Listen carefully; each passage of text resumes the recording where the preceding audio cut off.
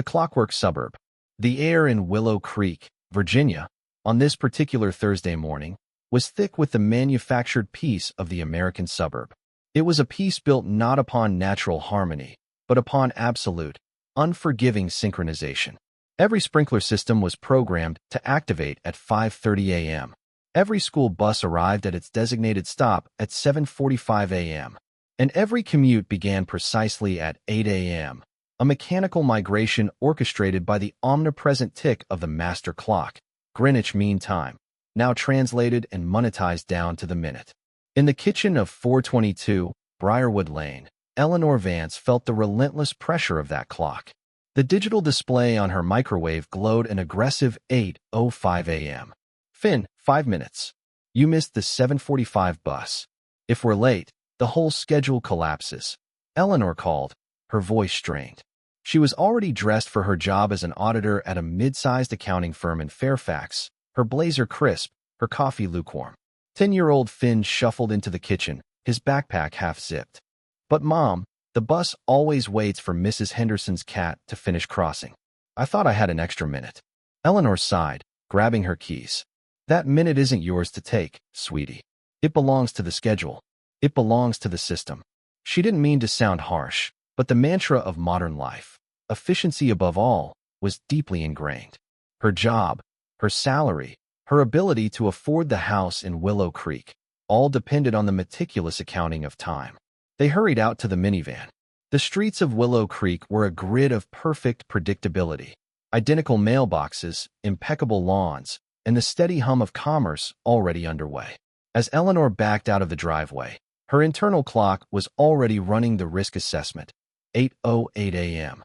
Must drop Finn by 8:15 a.m.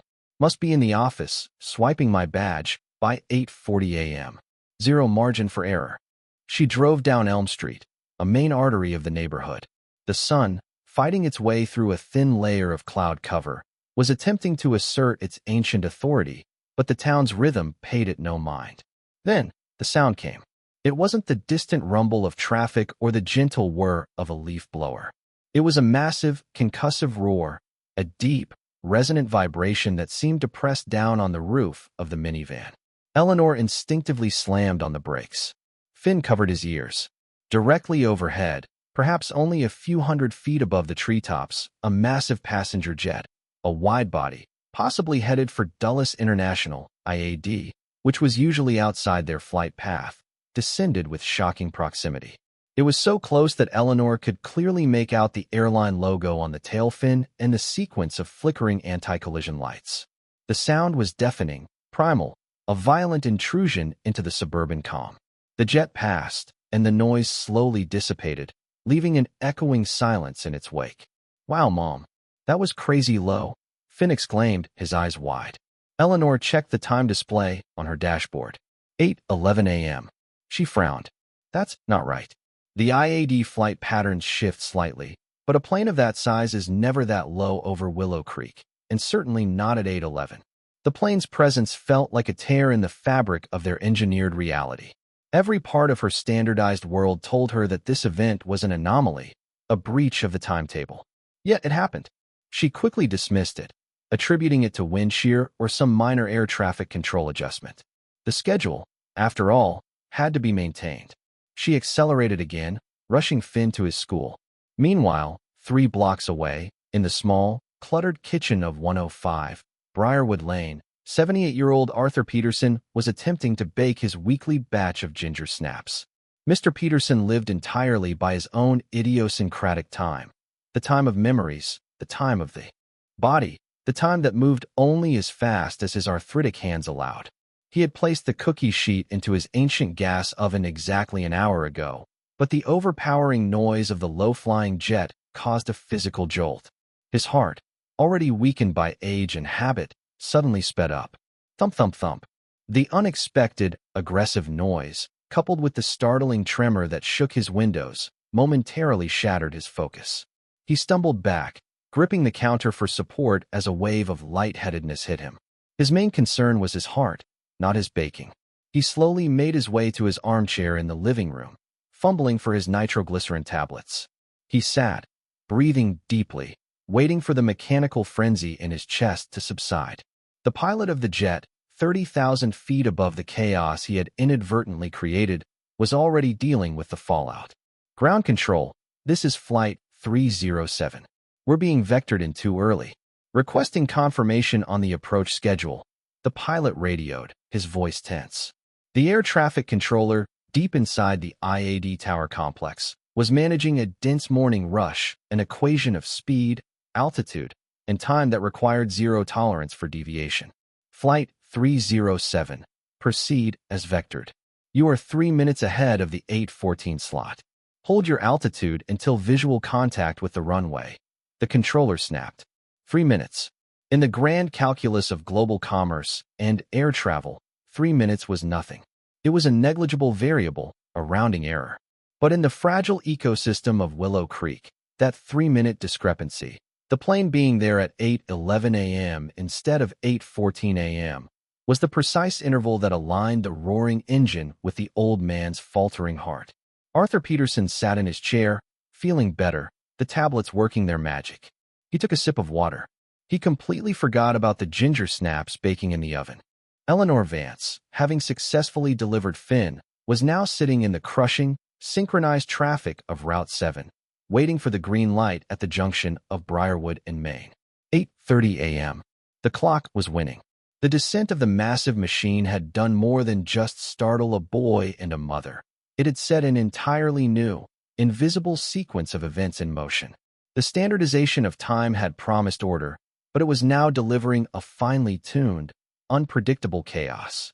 The suburban piece of Willow Creek was about to pay the price for a 3-minute deviation in a flight schedule set by a clock thousands of miles away.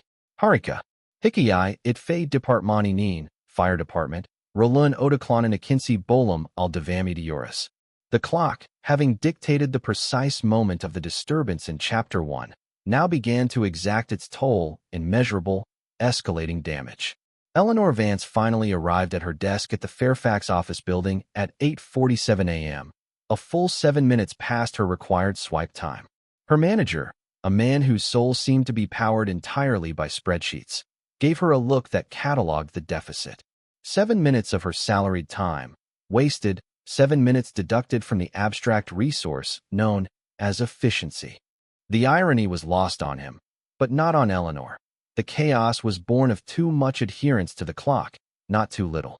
As Eleanor settled into the monotonous routine of auditing tax returns, the forgotten ginger snaps at 105 Briarwood Lane were transitioning from aromatic to acrid. Arthur Peterson, recovering from his episode, was still resting in his armchair, lulled by the return of silence. The trauma of the low-flying jet had overridden his body's natural sensory alarm, the smell of burning sugar. His brain, rattled by the sudden spike in adrenaline, had not yet recalibrated to the subtle, creeping danger. The shift happened around 12:55 p.m. The smoke, thick and gray, finally migrated from the kitchen through the ventilation system, reaching the hardwired smoke detector near the hallway ceiling. The detector, a product of rigorous standardization and government certification, was designed to wait for a precise particulate density before activating. At exactly 1:01 p.m., the shrill, insistent wail began. The alarm was instantaneously relayed via a monitored system to the Willow Creek Fire Department, Station 3. This was the moment the fire department, a system built entirely on speed, synchronization, and the rapid deployment of resources, snapped into action. Inside Station 3, Commander Mike Rodriguez was reviewing the shift logs. He was an officer who lived and breathed the protocol. His life was governed by the 3-minute rule, the time allowed from receiving the dispatch to having the engines rolling out of the bay doors. A delay of 30 seconds could mean the difference between a save and a tragedy. The clock was not a philosophical concept here. It was a matter of life and death, an instrument of brutal, necessary control. The dispatcher's voice crackled over the radio at 1:01 and 22 seconds p.m. Engine 3, Ladder 3, confirmed structure fire alarm, 105, Briarwood Lane. Potential oven fire. Advise speed and caution. Acknowledge, dispatch. Rolling out, Rodriguez confirmed, checking the digital chronometer on the dashboard of Engine 3. 1:02 and 45 seconds p.m. They were well within the 3-minute threshold. The siren wailed, a high-pitched declaration that demanded absolute obedience from the surrounding suburban traffic. The streets of Willow Creek, designed for easy, synchronized flow, parted instantly. Red lights flashed, illuminating the meticulously managed landscape, a brief, vibrant tear in the mundane reality. They arrived at 105 Briarwood Lane at 1:05 p.m. Smoke was now visibly pouring from the kitchen window vents. Engine 3 on scene. Heavy smoke showing. Primary search for occupants, Rodriguez barked. The team moved with synchronized precision. Hoses were deployed, the front door was forced, and 2 firefighters, equipped with breathing apparatus, entered the smoke-filled house. They found Arthur Peterson sitting calmly in his armchair, slightly confused, but physically unharmed by the smoke, though the loud siren had elevated his heart rate again. The fire, confined to the oven, was quickly suppressed. The damage was minimal: a destroyed oven, ruined cookies, and a kitchen covered in soot. After treating Mr. Peterson for minor smoke inhalation and getting him safely outside, Commander Rodriguez began the standard investigation. He looked at the melted, deformed batch of ginger snaps. "Sir, do you remember what happened?"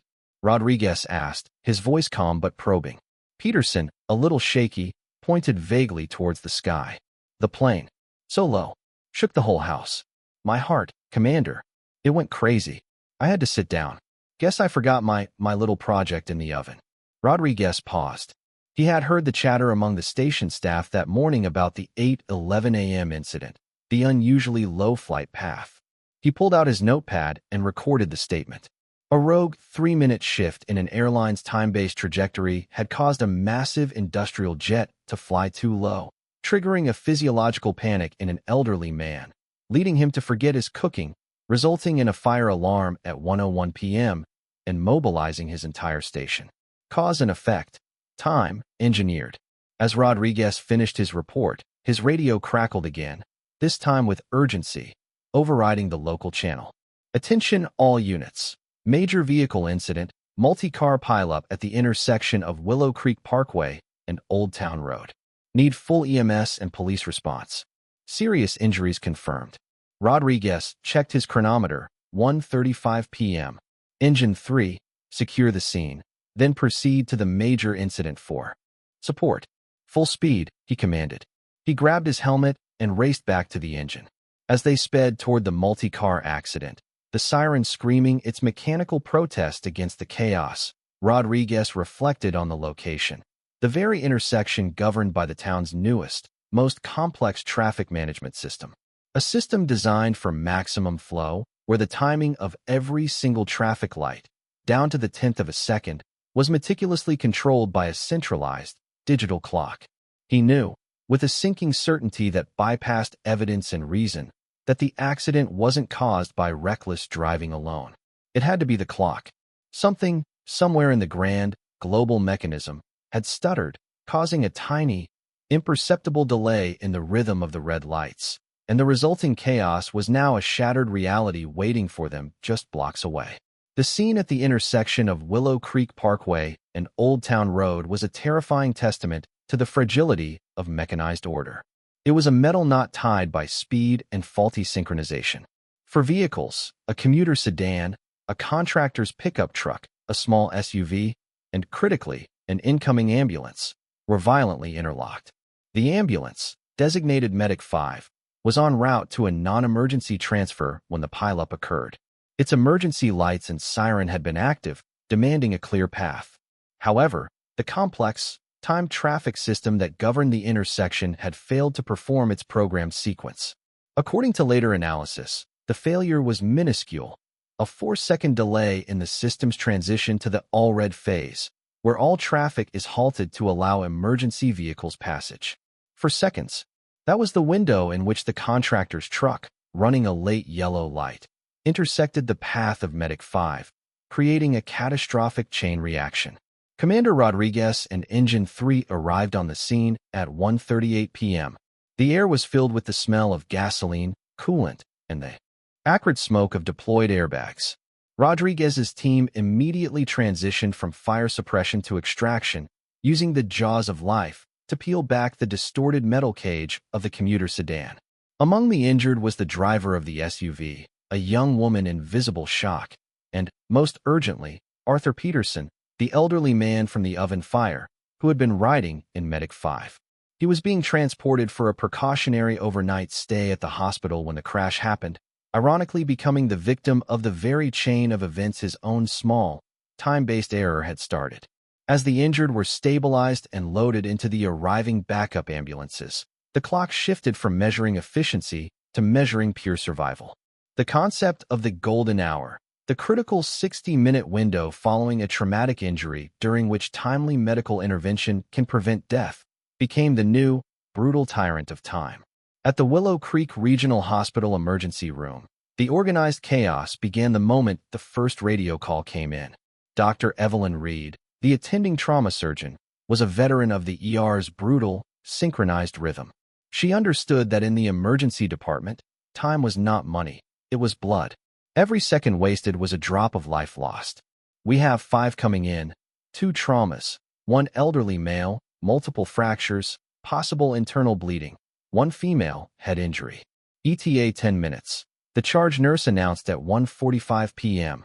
Dr. Reed snapped into action, assigning teams with the cold, efficient calculus of a master mechanic. Trauma Bay 1 for the elderly male. Prep for central line and massive transfusion protocol. Trauma Bay 2 for the female, full neuro assessment immediately. When Arthur Peterson arrived in Trauma Bay 1 at 1:55 p.m., the clock on the wall became the most important piece of equipment in the room. His vitals were plunging. Vitals check. Dr. Reed demanded. Blood pressure is 70/40. Heart rate is spiking. We need to find the source of the bleed now. She worked with a speed that defied the rigid, methodical nature of surgery, yet every move was perfectly timed. The sequence of procedures, the 4 insertion, the X-rays, the focused assessment with sonography for trauma, fast, exam, was a ballet of standardized, life-saving protocols, each step dependent on the successful completion of the last, measured down to the second. We have free fluid in the abdomen. He's bleeding out. We're going straight to the OR, Dr. Reed declared at 2:05 p.m. Notify surgical scheduling. We need the room prepped in 3 minutes flat. This is a code red. As Dr. Reed prepared for the emergency surgery, the enormity of the systemic failure weighed on her. She knew the accident's preliminary reports, a 4-second light delay. A 4-second hiccup in the global standard of time had landed a man who had already survived a fire caused by a 3-minute flight deviation back on her operating table. How many lives, she wondered, are precariously balanced on the smooth, uninterrupted ticking of a centralized clock? Meanwhile, outside the hospital, Eleanor Vance, who had driven by the crash site and recognized the markings of Medic 5, had arrived, driven by a terrible curiosity. She had checked out of her office early, citing a family emergency. The 7 minutes of being late now irrelevant against the backdrop of real disaster. She encountered Commander Rodriguez outside the ER entrance, filling out preliminary reports. "Commander," Eleanor asked, her voice trembling. "I saw the ambulance involved. Was it bad?" Rodriguez, exhausted and covered in soot, nodded grimly. "It was bad, ma'am. We got everyone out. One of the victims, Mr. Peterson, the man whose oven caused the fire this morning, is in critical condition now. It's all connected." He looked at Eleanor, his eyes conveying a deeper, unsettling truth. "You were late this morning, ma'am. Your plane was 3 minutes early. My traffic lights were 4 seconds late this afternoon. Every machine, every schedule, every protocol, it all promises order. But a single deviation, no matter how small, sends the whole system into a tailspin.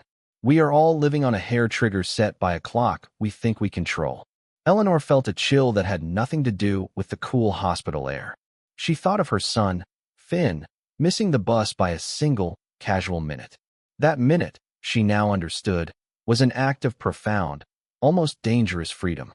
She looked up at the wall clock in the waiting room. 2:30 p.m. The golden hour was rapidly closing. Dr. Reed was fighting with the absolute precision of her craft against the absolute tyranny of time itself. The jurisdiction fell to the Willow Creek Police Department's Traffic Division, but the complexity of the incident elevated the case to the desk of Chief David Chun. Chief Chun was a man whose career was built on imposing order on chaos. He had always believed that data and meticulous procedure could solve any human problem. Now, he faced a problem that was purely mechanical, yet resulted in catastrophic human failure. The immediate investigation focused on the intersection's traffic control box. The black box data confirmed the fire commander's suspicion. The light cycle sequence for the emergency override had initiated exactly on time. But the transition to the all-red phase, the brief, critical moment when all lanes halt to ensure ambulance passage, had been delayed by 4.1 seconds. Chief Chen sat in his sparse, sterile office, staring at the data printout. For 0.1 seconds, the number felt absurdly small to be responsible for shattered glass, crushed metal, and 2 lives hanging in the balance at the hospital. He called in the municipal traffic engineer, a harried man named Mr. Donovan. Donovan, explain this delay. The system is less than 2 years old. It's supposed to be flawless, synchronized to the nanosecond with the central control tower, Chen demanded, pointing at the printed graph showing the phase lag. Donovan nervously adjusted his tie. Chief, the system is synchronized. It operates on a GPS clock signal locked into the National Institute of Standards and Technology, which in turn is locked to the global atomic clock, Greenwich Mean Time, effectively. But this intersection, the Parkway and Old Town Road, it's also connected to the regional power grid's load balancing sensors. And the regional power grid experienced a microsurge this afternoon. It was so small, most businesses didn't even notice. But the traffic control box, for exactly 4.1 seconds, prioritized balancing the electrical load over the timing sequence. It was a momentary conflict between 2 different sets of standardized, mechanized rules. Chief Chen leaned back, rubbing his eyes. The sheer insanity of it was staggering. The entire apparatus of Willow Creek, the houses, the businesses, the schools, was a delicately balanced clockwork system, and a tiny, necessary correction in one mechanical subsystem, the power grid, had sabotaged another, the traffic lights, all in the name of maximum, standardized efficiency. Chen knew his report would cite equipment malfunction due to system integration conflict. But he understood the deeper truth. The machine had made a choice, and the human paid the price. His thoughts were interrupted by a call from the air traffic control liaison. Chen had asked for the flight manifest and communication logs for the 8:11 a.m. incident. Chief, we found the issue with Flight 307 this morning, the liaison reported. It wasn't the pilot. It was a scheduling error during the early morning shift change. One controller mistakenly calculated the aircraft's approach vector using the old standard time schedule, not the updated daylight savings time correction factor, applied to the ground sequencing software. Chen felt a sharp sting of recognition. So, the clock itself was wrong. No, Chief.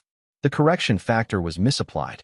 The flight was supposed to be vectored at 8:14 a.m. on the updated schedule. The controller's manual calculation put it at 8:11 a.m. 3 minutes of human error in translating the clock standard, and that plane was 3 minutes early. 3 minutes early. For seconds late. The difference between order and utter ruin was less than half a dozen clicks of a second hand. That evening, Eleanor Vance was summoned to the police station to finalize her witness statement regarding the initial airplane incident. She sat across from Chief Chun, the fluorescent lights buzzing overhead, underscoring the cold, mechanical nature of the place. Chun laid out the facts, summarizing the sequence. The 3-minute early plane due to a misapplied time factor, the resulting stress on Mr. Peterson, the oven fire, and finally, the ambulance crash caused by a 4.1-second delay due to a power grid adjustment. Mrs. Vance, Chen said, his voice flat. The tragedy here isn't that people made mistakes. It's that in a world governed by global time standards, GMT, Zulu, whatever you want to call it, the smallest deviation is amplified into a disaster. We sacrificed our ancient, natural rhythm for a standard, arbitrary grid imposed by engineers. And that grid, once established, demands absolute obedience from every single person and machine. Eleanor nodded, thinking of her rush that morning, the internalized pressure to be at her desk at 8:40 a.m. sharp. We're subjects of the clock, Chief, not masters. Exactly, Chen agreed. We thought time was money. We discovered time is control. He closed the file. Mr. Peterson is in stable condition, by the way. Dr. Reed saved him. But it was a close call. and it's going to be a long recovery. We won't be pressing charges on anyone. There's no single criminal here. The charge, I suppose, is against the system itself. As Eleanor drove back through the quiet, standardized streets of Willow Creek, she looked at the meticulously spaced streetlights, all turning from green to red in perfect, predetermined harmony. It was a beautiful, terrifying sight. She had survived the day because, in a strange twist of fate, she had been 7 minutes late to work, which had put her in the position to witness the accidents rather than be directly involved. Her small deviation, her minor inefficiency, had been her saving grace. She pulled into her driveway. 8 p.m. Dinner was waiting. She checked her phone and saw the dozens of work emails that demanded her immediate, timed attention. But tonight, Eleanor made a conscious choice. She switched her phone to Do Not Disturb and placed it in a kitchen drawer. She would not allow the relentless, global rhythm of the machine to rule the simple, human act of eating with her son. She would live by the sun, or at least, the kitchen timer, for one night. The clockwork suburb had experienced a moment of near catastrophe, a reminder that the synchronized world is also a world balanced on the razor's edge of a single second. The system would correct itself, the lights would resynchronize, the planes would fly their precise paths, and the citizens of Willow Creek would return to their obedient schedules. But for Eleanor, the illusion of control was gone forever. The days following the multiple incidents settled Willow Creek into an uneasy truce. The systemic failures, the air traffic miscalculation, the power grid conflict, the tragic intersection of these errors, were officially explained away as isolated technical glitches, quickly rectified by meticulous engineers.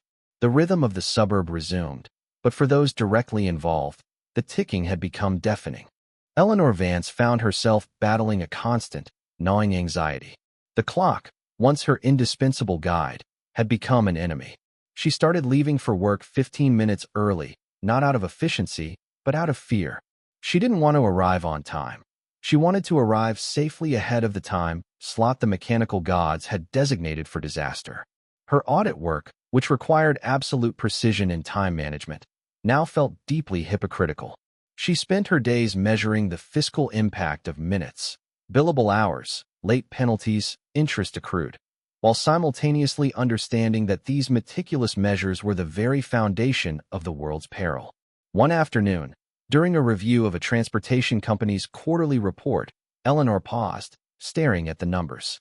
The report lauded the company's improved logistics, noting a 4% efficiency gain achieved by tightening delivery windows by an average of 1.2 minutes per route. 1.2 minutes. She suddenly saw a vision of the commuter sedan crushed at the intersection, the ambulance lying on its side, all for the sake of an abstract, meaningless 1.2-minute gain in profit. The concept of commodification of time, once an academic idea, now felt brutal and real. Time wasn't just money. It was the raw material of global exploitation, and its smallest units were the most volatile. Finn, too, was changed. The trauma of the low-flying jet had left an imprint. He now obsessed over the school bus schedule. "Mom, is it 7:45 exactly? Not 7:44 and 30 seconds, but 7:45. He would ask every morning, peering anxiously out the window. Eleanor tried to soothe him. "It's fine, honey. It's early enough.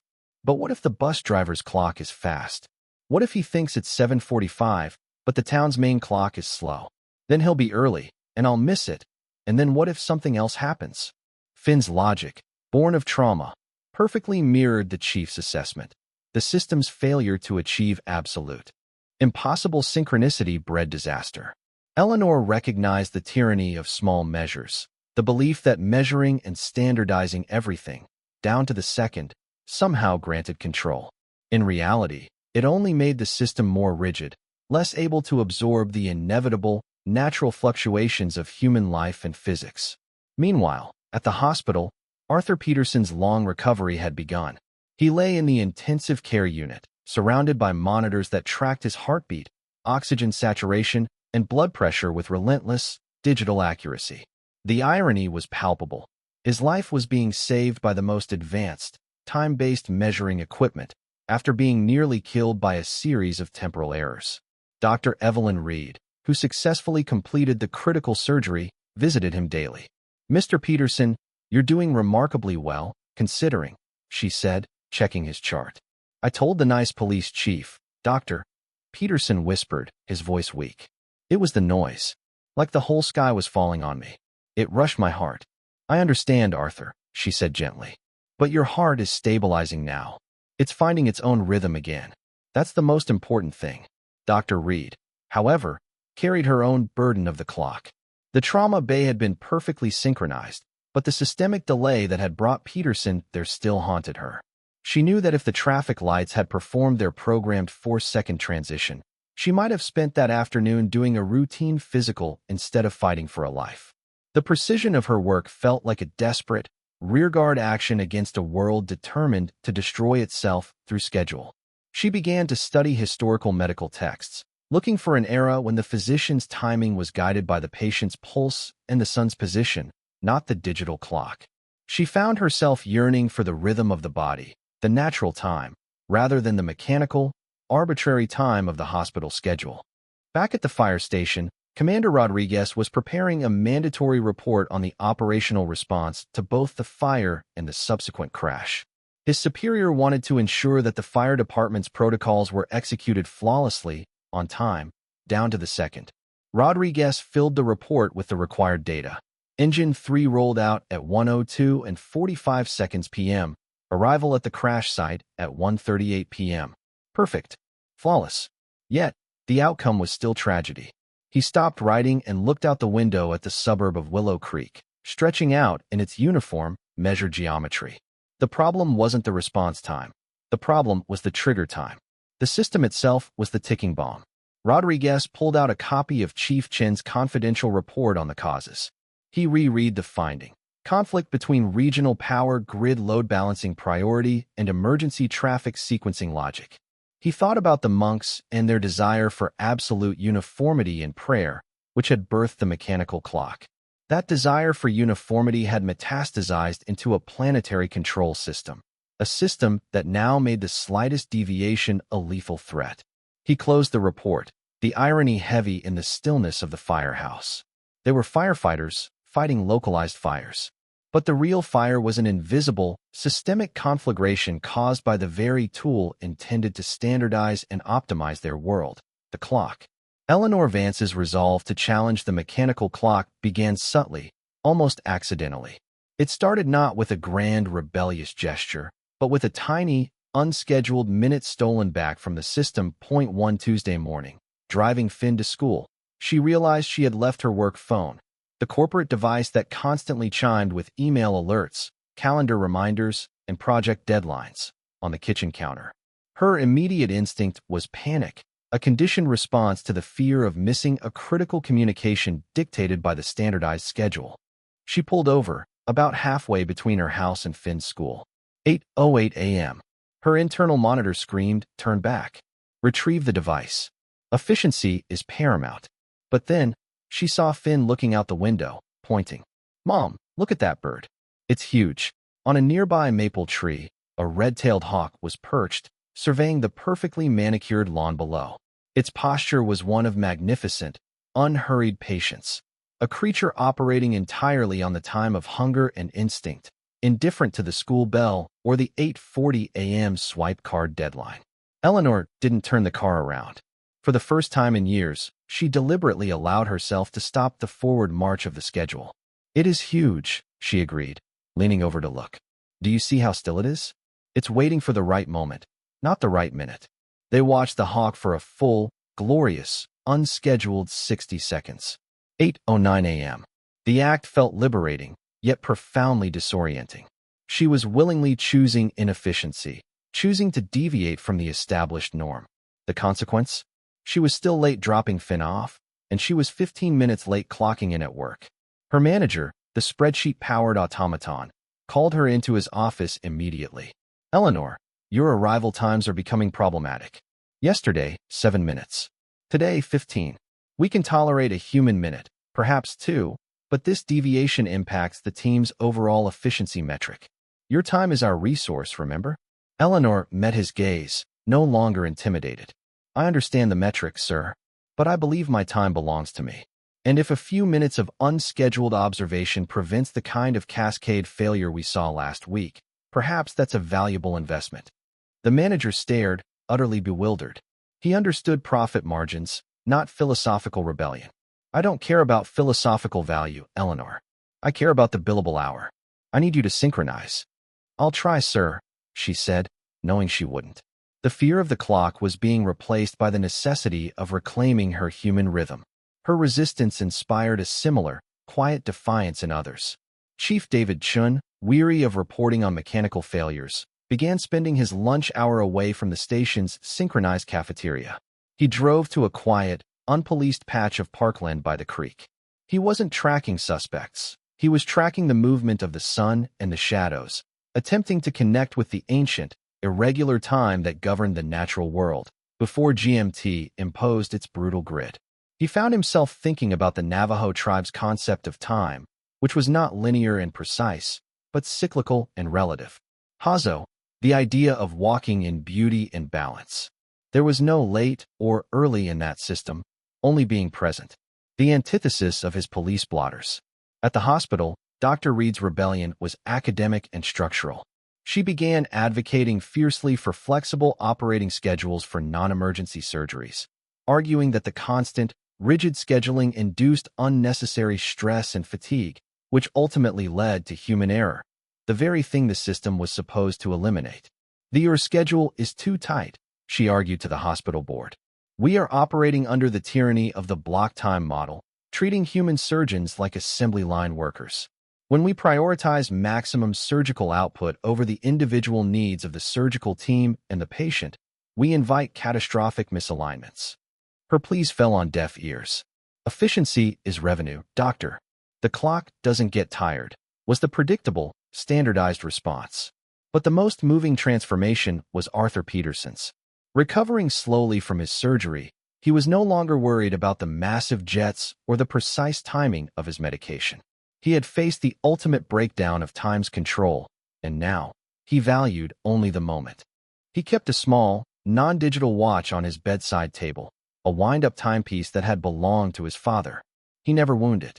"Why don't you set the time, Mr. Peterson?" a kindly nurse asked one morning. Peterson smiled, touching the cold brass casing. "Because I don't need the right time, dear. I need my time. And my time is whatever minute I decide to wake up, and whatever minute I decide to feel grateful. The world can keep its GMT." His recovery, medically speaking, was ahead of schedule. Perhaps the body, freed from the relentless pressure of external synchronization, healed faster by returning to its own natural time. Eleanor, Chun, and Reed, the auditor, the policeman, and the surgeon, were each, in their own quiet way, challenging the iron grip of the clockwork system that governed Willow Creek. They had seen the horrifying result of the mechanization of time, and they were beginning to choose the unpredictable, inefficient, and profoundly human rhythm of the unscheduled minute. The quiet defiance of Eleanor, Chief Chun, and Dr. Reed did not remain isolated incidents. In the tightly woven fabric of Willow Creek's suburban life, even small deviations create discernible ripples. The change began with the parents. Finn Vance's anxious inquiries about the school bus schedule, now paired with Eleanor's relaxed, unhurried morning routine, started a dialogue in the school parking lot. One morning, Brenda Miller, the mother of one of Finn's classmates, approached Eleanor. Brenda was a meticulously scheduled person, known for color-coded calendars and ironclad punctuality. "Eleanor, your son mentioned you guys were 15 minutes late the other day. But you looked relaxed," Brenda said, her tone a mix of envy and horror. Eleanor smiled. We saw a hawk. I realized that my job is paying me for my time, but the system is demanding my life. I decided to prioritize the life." She then told Brenda, not about the complex technical reports of Chief Chun, but about the human chain. A 3-minute early flight, a stressed heart, a forgotten oven, a 4-second late traffic light, and a catastrophic accident. It wasn't a criminal who caused the crash, Brenda. It was the clock itself, Eleanor concluded. Brenda stood silent, processing the information. Her life, like everyone in Willow Creek, was a series of timed, optimized sequences: Pilates at 6 a.m., carpool at 7:35 a.m., volunteer shift at 9 a.m.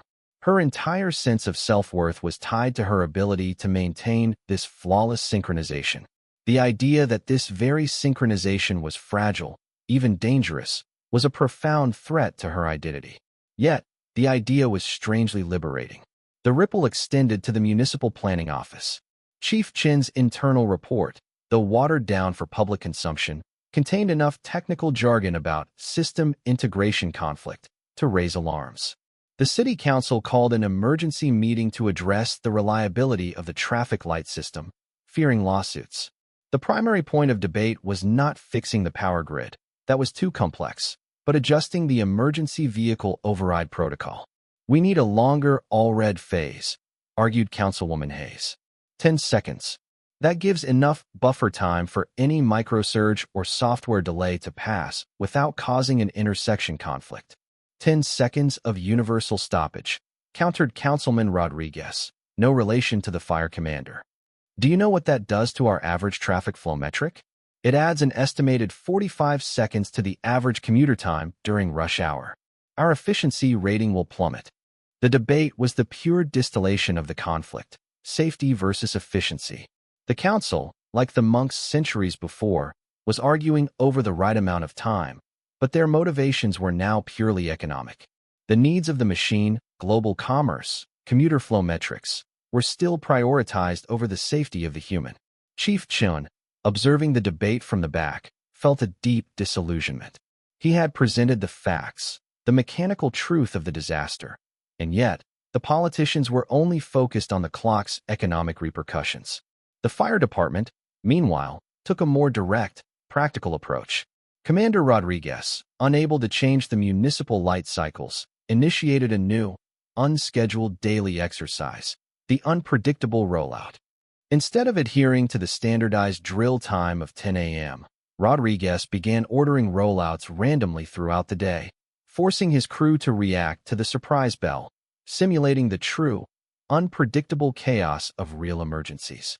"Gentlemen, you train for the clock, but you fight the chaos," he told his crew. "The system thinks it's timed everything, but life is messy. We stop being subjects of the schedule and start being masters of the moment." This minor adjustment in training methodology resulted in a statistically insignificant but spiritually significant change in the crew's readiness. They became less reliant on the scheduled routine and more focused on immediate, intuitive response. Even Dr. Reed found an unexpected ally. Arthur Peterson, now fully recovered and discharged from the hospital, began hosting an impromptu time for storytelling group in the community center, replacing the rigid structure of a book club. Peterson's only rule: no clocks, no schedules, no deadlines. "We start when everyone feels ready to start, and we end when the story is finished," he declared. His stories, inevitably, centered on the terrifying fragility of time and the beauty of human moments. Eleanor brought Finn to one session. During the session, Eleanor looked around the room. There was Brenda Miller, the formerly hyper-scheduled mom, sitting with her hands relaxed in her lap. There was a retired rail yard worker who spoke about the chaos before the establishment of time zones. The Willow Creek community was finding a space, a moment, where they could consciously disconnect from the global, mechanized rhythm. The clock had tried to kill them, and in doing so, it had inadvertently forced them to seek refuge in the unscheduled, the inefficient, and the truly human. The citizens of Willow Creek were still living in the clockwork suburb, but they were learning to hear the spaces between the ticks. The escalating tension between Eleanor Vance's internal, human rhythm and her external, clock professional life reached its inevitable breaking point. Her manager, frustrated by her sustained refusal to adhere strictly to the 8:40 a.m. swipe time, finally issued a formal written warning, citing systemic lateness and failure to conform to corporate efficiency standards. The warning notice, a sterile piece of paper governed by the clock of human resources, felt like a declaration of war. Eleanor stared at the meticulously logged data: 7 minutes late, 15 minutes late, 9 minutes late. Each entry was a minute she had stolen back for observation, conversation, or simply to breathe. That week, Eleanor was tasked with auditing the time-tracking records for a major regional railway, the very system that had, over a century ago, necessitated the brutal standardization of American time zones. She sat surrounded by vast digital records detailing every movement of every train, every minute of labor, every second of delay. The railway's entire operation was a monolithic testament to the clock's power, a network where every mile of track, every shift change, and every wage calculation was governed by the unwavering precision of the global time standard. As she reviewed the records, she realized the sheer irony. The railways promised predictability and speed, yet the sheer complexity of their time-based management created its own chaos. She found dozens of instances of time creep, tiny, half-second discrepancies between the onboard chronometers and the central scheduling server, discrepancies that, when accumulated over thousands of miles and hundreds of trains, led to missed connections and dangerous route overlaps. She thought back to 1884, when the world adopted GMT. It was supposed to solve the chaos of local sun time. Instead, it created a new, more dangerous chaos, the chaos of absolute adherence. The system was so brittle, so demanding of precision, that the slightest deviation, a tired switch operator, a moment of electromagnetic interference, threatened to unravel the whole synchronized operation. Eleanor was asked to flag these time creeps, to quantify the lost revenue, and to recommend stricter adherence protocols. Instead, she wrote a different kind of report. She pulled out her personal laptop and began researching the history of the clock itself, not the scientific history, but the social history. She revisited the monastic roots, the rise of time is money, and the factory floor's tyranny. She realized that her job as an auditor was not merely to measure money, but to be the chief enforcer of the mechanical, arbitrary rhythm of the modern world. She printed a single sheet of paper, placed it on her manager's desk, and walked out without looking back. The note was brief, a final audit of her own life. To management. From Eleanor Vance. Subject: Audit of personal time allocation. Findings: I have audited my last 10 years of labor under the assumption that time is money. I have found this allocation to be catastrophically inefficient. My time was not spent on life, but on the anxious pursuit of a mechanical schedule. Recommendation: my time will henceforth be reallocated to unscheduled observation. Action: resignation effective immediately. Final note: your system is not designed to measure humanity. It is designed to exploit it. And it is failing. The 4.1-second traffic light failure and the 3-minute flight deviation are not glitches. They are warnings that the mechanism is fragile. True efficiency lies not in tighter schedules, but in the spaciousness to absorb the unpredictable. Audit complete. Outside the office building, Eleanor felt an immediate, profound physical lightness. The weight of the 8:40 a.m. deadline, the relentless notifications, the pressure to synchronize, it had all lifted. She was officially unemployed and unscheduled. She drove straight to the Willow Creek Community Center. Arthur Peterson's storytelling group was meeting. Inside, Finn was laughing. Arthur Peterson was recounting a completely fictitious, wandering tale about a clock repairman who fell in love with a forest sprite and abandoned all concept of linear time. In the corner, Chief Chen sat, off-duty and out of uniform, listening intently, his face relaxed. Eleanor joined them, sinking into a chair next to Chief Chen. "You're late," Chen murmured, a slight smile playing on his lips. "I am exactly on time for where I need to be," Eleanor replied. "I quit my job. I audited myself and found the system unsustainable." Chen chuckled, shaking his head. "I understand. I just finished my internal report on the accident, the one that will actually change things. I recommended that the city switch our emergency override system to an entirely separate, non-GPS synchronized battery-powered timer, designed to always delay the light cycle by a safe margin, specifically 15 seconds, regardless of the flow metrics." "You're deliberately introducing inefficiency?" Eleanor asked, amazed. "I'm introducing a human factor, a buffer against the machine's brutality. It will cost the city money in traffic flow, but it will save lives." I told them, "You can buy back time, but you cannot buy back a life lost." To 4 seconds of adherence. Just then, Dr. Reed entered the room, having finished her rounds. She was carrying a box of small, antique clock parts, gears, springs, and escapements. "I'm learning to repair these," she announced, setting the box down. "The body is a marvel of mechanics, but it requires care, not just optimization."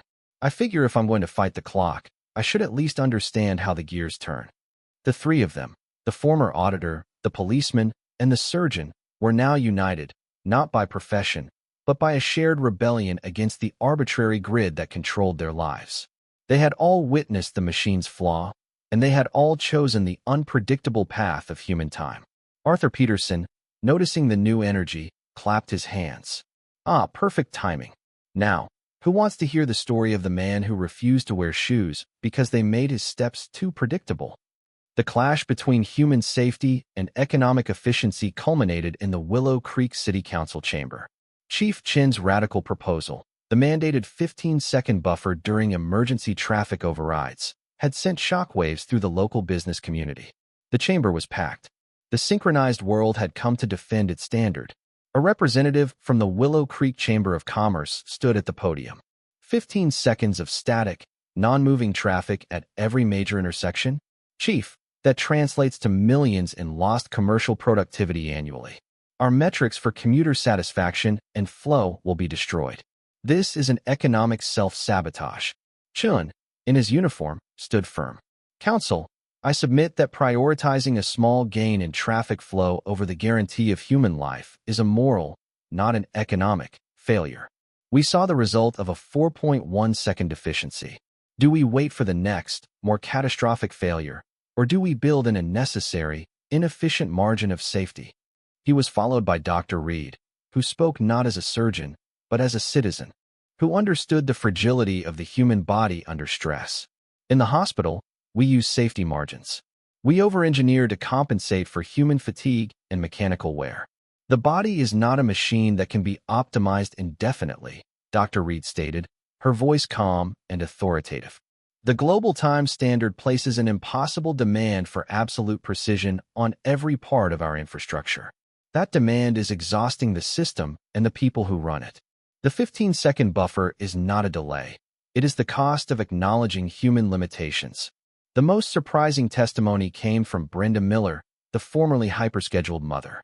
She spoke passionately about the insidious pressure of the clock on the modern family. I used to judge my worth by how perfectly I maintained my schedule. I saw my time as a resource to be exploited, every minute accounted for, Brenda confessed. Then Eleanor told me how a 3-minute early flight and a 4-second late light nearly killed Mr. Peterson. I realized the same clock I worshipped was the clock that nearly destroyed my neighbor. We need the buffer. We need the inefficiency. We need time that isn't measured and monetized, just to live. The debate raged for hours, a microcosm of the conflict between the pre-industrial, natural time and the post-industrial, mechanized time. In the end, the sheer weight of the tragedies, the fire, the flight chaos, the crash, coupled with the unexpected human testimonies, swayed the council. Councilwoman Hayes cast the deciding vote. Effective immediately, the Willow Creek Municipal Traffic Authority will implement a 15-second emergency traffic override buffer at all major intersections. The cost to our flow metrics is acknowledged, but the cost of inaction is unacceptable. The chamber erupted, not in cheers, but in a profound, relieved silence. It was a victory for the unscheduled minute, a rare moment where the needs of the human absorbed the demands of the machine. The citizens of Willow Creek had, through shared trauma, managed to introduce a deliberate, necessary inefficiency into the system designed to oppress them. Eleanor, standing outside the chamber with Chief Chun and Dr. Reed, felt a sense of quiet accomplishment. 15 seconds. It's not much, but it's a start. It's a huge victory, Chun corrected. We have legally mandated the system to slow down, to breathe, to allow for human error. We've created a cushion between the standard time and the real world. Meanwhile, the ripple effect continued into the heart of the community. Brenda Miller, inspired by her testimony, started a neighborhood group called the Unwinders, dedicated to creating communal, unscheduled time. They didn't have meetings, they had happenings. Unannounced park gatherings, spontaneous potlucks, and neighborhood walks that started when people showed up and ended when they felt like leaving. The culture of Willow Creek began to shift subtly. Commuters still raced to work, but the edge was taken off the rush. Drivers were marginally more patient, knowing that the system, at least in emergencies, now favored safety over speed. Arthur Peterson, Finally home and regaining his strength, became the village sage. He still refused to wind his old watch, keeping it perpetually frozen at a random time, a constant reminder of his brush with the mechanical apocalypse. One afternoon, Eleanor visited him, bringing him a freshly baked, perfectly imperfect loaf of homemade bread. "Thank you, Eleanor," Peterson said, accepting the loaf. "You know, the clock was invented to measure the sacred hours, the hours of prayer. And then it escaped and started measuring everything else." "We're taking it back, Arthur," Eleanor said. "1 minute at a time." "No," Peterson corrected gently. "We're not taking time back. Time belongs to the universe. We're taking ourselves back." The mechanical order of the clockwork suburb was still dominant. The flights still flew by the schedule. The money still flowed by the hour. But in the quiet corners of Willow Creek, a human resistance had taken root, protected by a legally mandated, inefficient 15-second buffer. The mechanical clock, having failed to achieve total annihilation in Willow Creek, settled back into its role as the quiet, relentless ruler. Yet, its authority was permanently diminished by the mandated 15-second buffer, a deliberate, government-sanctioned inefficiency that served as a monument to the supremacy of the human over the machine. The lives of the central figures settled into a new, more spacious rhythm. Eleanor Vance never returned to the field of accounting or auditing. She used her meticulous skills not to enforce corporate time, but to reclaim communal time. She started a consulting business helping small, local nonprofits streamline their operations, not by tightening their schedules, but by descheduling them. She introduced concepts like floating deadlines and flexible response windows, allowing her clients to work on the rhythm of human availability rather than the tyranny of the clock. She found that, paradoxically, by reducing time pressure, she increased focus and output. Her work became an act of restoring balance. She and Finn continued their morning tradition of the unscheduled minute. They would pull over, often in silence, to watch the rising sun, or simply listen to the morning chorus of the suburb. She taught Finn that the minute the clock steals for synchronization is the minute a human must steal back for observation. Chief David Chun remained with the Willow Creek Police Department, but his perspective was fundamentally altered. He enforced the law with the same rigor, yet his understanding of crime now included systemic failures. He trained his officers not just on procedure, but on context, to understand that a driver running a red light might be reacting to the same invisible pressures that caused the power grid to malfunction. He championed the new 15-second buffer with pride, often telling newcomers, "That delay isn't a mistake, it's our promise." He continued to seek out the quiet, natural rhythms of the park, balancing the rigidity of his profession with the fluidity of the Earth's time. Dr. Evelyn Reed successfully lobbied the hospital board to implement recovery time blocks in the surgical schedule, mandating a minimum of 30 minutes between major procedures. This reduced surgical fatigue and, over the following year, lowered the rate of minor post-operative complications by nearly 10%. She kept the box of old clock parts, spending her evenings painstakingly learning the craft of horology, understanding the inner workings of the mechanism she fought. She saw the human heart and the clock's escapement as two parallel wonders, one natural, one mechanical, both requiring respect, not exploitation. Commander Mike Rodriguez continued to lead Engine 3, but his unpredictable rollout became a permanent feature of their training. He learned that true preparedness didn't come from hitting a scheduled target, but from the ability to react instantly to the unpredictable moment. He often told his new recruits, "The alarm clock is for waking up. Our bell is for responding. Don't confuse the two. Life doesn't run on GMT." Arthur Peterson, the accidental catalyst, lived out his days as the community's gentle philosopher. His unwound watch and unscheduled storytelling gatherings became a local phenomenon, a constant, subtle reminder that life's true value lay in the present, unmeasured moment. The narrative of the clock's absolute power was, for a small slice of Virginia, fractured. The core lesson remained. The standardization of time, born in the monastery's quest for unified worship, had become the factory's tool for control, the railway's blueprint for commerce, and the commuter's source of anxiety. It industrialized not just labor, but life itself. The people of Willow Creek had seen the machine, the clockwork suburb, break down, and in the ensuing chaos, they realized that the human spirit cannot be reduced to a single metric. They learned that the minute you choose to spend watching a hawk, comforting a child, or simply breathing, is a minute stolen back from the vast, mechanical architecture of the modern world. The dual legacy of the clock, life and destruction, synchronization and catastrophe, was now being navigated with a necessary, self-imposed margin of error. The residents of Willow Creek understood that their most profound freedom lay not in mastering time, but in cherishing the space between the ticks. They were still in the system, but they were no longer of the system. They had chosen to live in the unscheduled minute, proving that even in the most meticulously engineered American suburb, the natural, human rhythm can still, and must, endure.